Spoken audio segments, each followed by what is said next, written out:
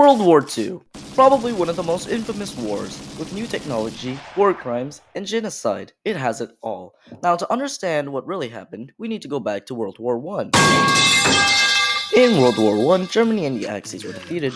With this, they kind of lost everything. On top of that, their punishment after signing the Treaty of Versailles was paying the Allies an enormous sum of money, precisely $3.3 billion USD, and considering that basically every country was broke after the war, many unlikely leaders came to rise. Benito Mussolini in Italy, Hideki Tojo in Japan, and the most well-known mustache man in Germany. Basically all of them were dictators and they formed the Axis powers. Most of them gained power from promises to regain the country's original status and power. The 1933 German leader actually did fulfill these promises. He built back Germany's economy and military. He hired many people for public service projects similar to the Civilian Conservation Corps, and hired people for the military, which in turn also boosted the economy. However, he did not work on trades or with foreign countries, indicating the invasions were planned since elections. Austrian painter proceeded to walk into Austria, and then on September 1st, 1936, Germany sent troops into Rhineland, a demilitarized zone, breaking the Treaty of Versailles. September 1st, 1939, Germany attacked Poland, marking the start of World War II. The style of battle was called Blitzkrieg, lightning war, basically overwhelming the other country with as much weaponry as humanly possible.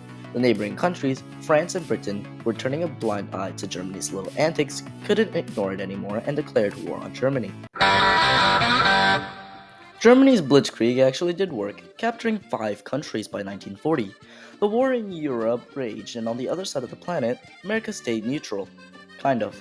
They sent supplies to the allies France and Britain. Meanwhile, the French were very confident in the Maginot Line, because to the north was a dense forest that was believed to be impenetrable. The Maginot Line was a bunch of obstacles, forts, and filled to the brim with tons of artillery. The lines was designed to withstand bullets, poison gas, artillery cannon, and Germany invaded through the north, so there's basically no point in saying more. The French expected them to take 10 days to invade the forest, but Germany made it in 4. Here's the secret: they were on cocaine.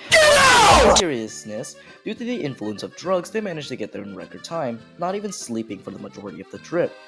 On June 14th, Germany marched into France, and the French just gave up. Joseph Stalin, yeah, that guy, signed a non-aggression pact with Germany in 1939. In 1941, Austrian painter made a move that likely changed the odds of winning for Germany. He invaded Russia.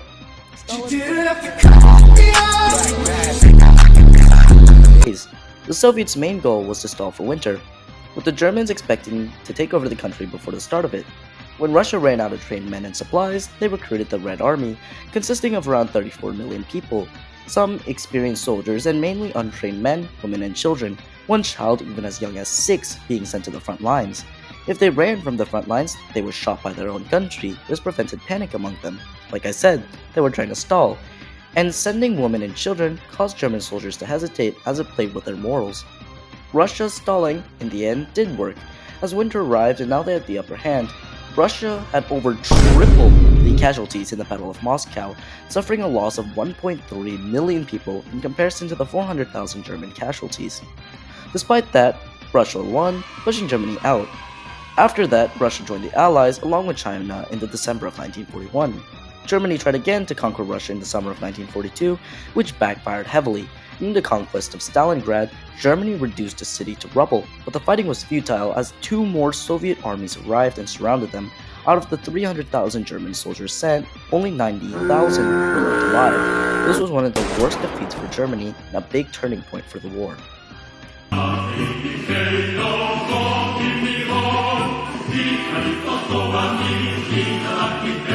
Pearl Harbor. You know it, and if you lived through it, you probably hate it. Japan launched an aerial surprise attack on America December 7, 1941, resulting in around 2.4 thousand American deaths, destroying 3 aircrafts, and sinking 19 ships, with the goal of preventing America from being able to join the war, despite them not planning to in the first place. Funny thing, this would have actually hindered America's ability to fight, but due to the inaccuracy of the bombs, they didn't hit much of anything. It didn't help that Japan didn't hit, or target for that matter, any repair bays, fuel storages, submarines, or anything that really mattered in the big picture. So America built the ships right back up and joined the war. After Pearl Harbor, America formed a bit of a xenophobia. For those who don't know what that means, they got kind of racist. Adopt me! Because you're black! In 1942, fearing spies, the US government removed 110,000 Japanese people from their homes and shoved them into crude prisons. The camps were crowded, entire families shoved into one room cells, camps surrounded with barbed wire and guards, and riddled with disease. They weren't able to return home until 1944, living 2 years in the crowded space and leaving financially ruined. The majority of people lost their jobs, valuables, life savings, businesses, homes, and were emotionally tormented by constantly being called out due to their race.